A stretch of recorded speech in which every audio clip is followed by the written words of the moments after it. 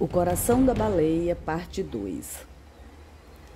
No ano de 1985, uma grande encomenda chegara à casa paroquial com remetente desconhecido, pois a correspondência que a acompanhava só constava de endereço de entrega e mais nada. Quem a recebeu foi um dos funcionários da livraria paroquial, pois o pároco estava na celebração de uma missa num povoado do município de nome Moitas e teve que pedir a ajuda do motorista e de alguns homens que estavam na praça atrás da igreja. Colocaram a encomenda por cima do muro ao lado da casa, pois a mesma não passaria pela porta da casa, e do quintal a levaram direto para a sala da casa com muita dificuldade.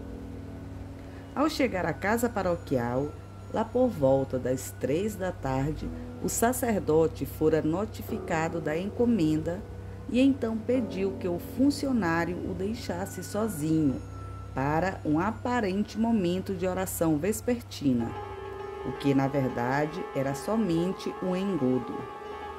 Quando o funcionário se foi, o pároco trancou-se em casa para analisar melhor a encomenda, que já sabia o que era. A encomenda possuía o tamanho de uma caixa d'água, dessas grandes que se compra atualmente, e tomou conta de quase todo o espaço da pequena saleta de casa. Ao desembrulhar tudo, o que se revelou foi extremamente inacreditável, até para o presbítero que já sabia do que se tratava. Um recipiente retangular de cristal, cheio de um líquido azulado, envolvendo o que parecia ser um órgão interno de um grande animal.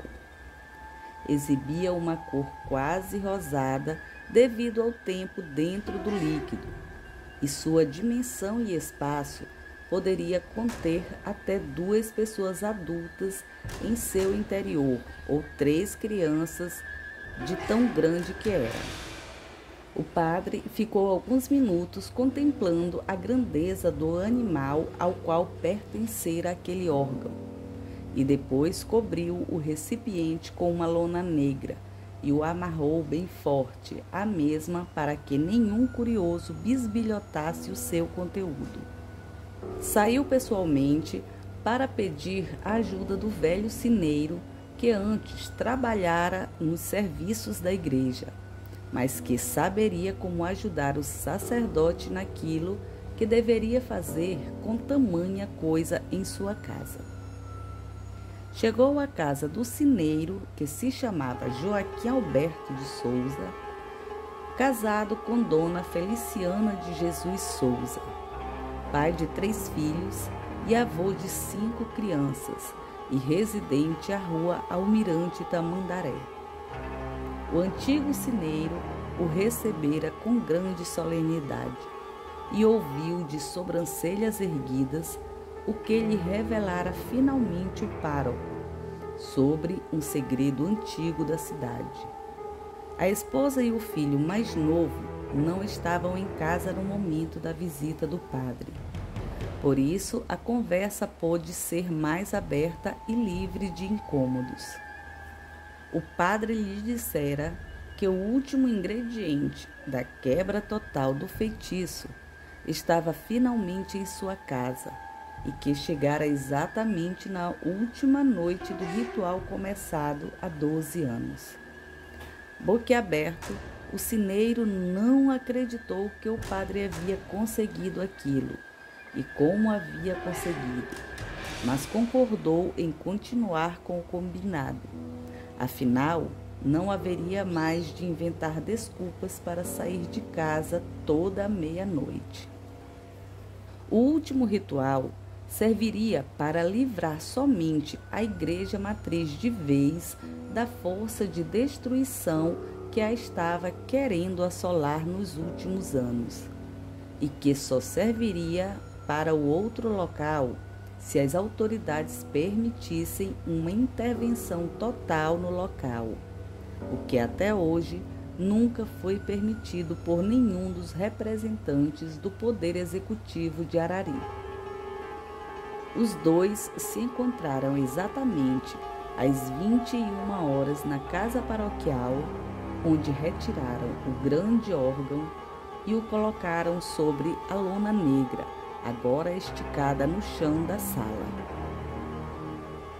Recortaram em pedaços do tamanho de pratos todo o órgão, o qual se tratava do coração de uma baleia que encalhara no rio próximo às imediações do povoado de Curral da Igreja, entre as décadas de 60 e 70. Após terem terminado, colocaram os pedaços em diversos saquinhos avermelhados que traziam o desenho da cruz de São Bento como símbolo do fabricante.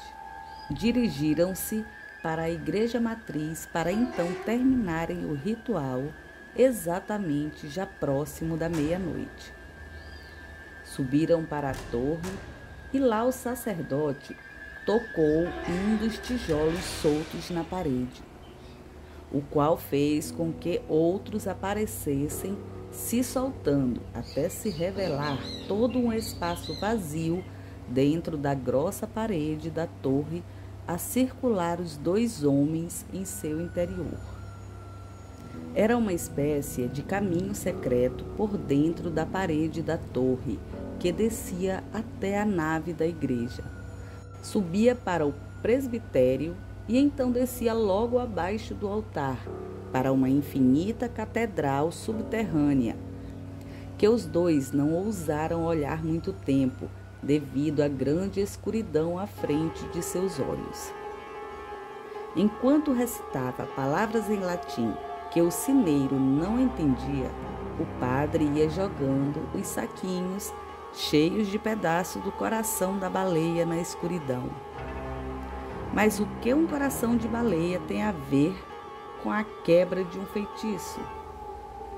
É o que saberemos na última parte desse mistério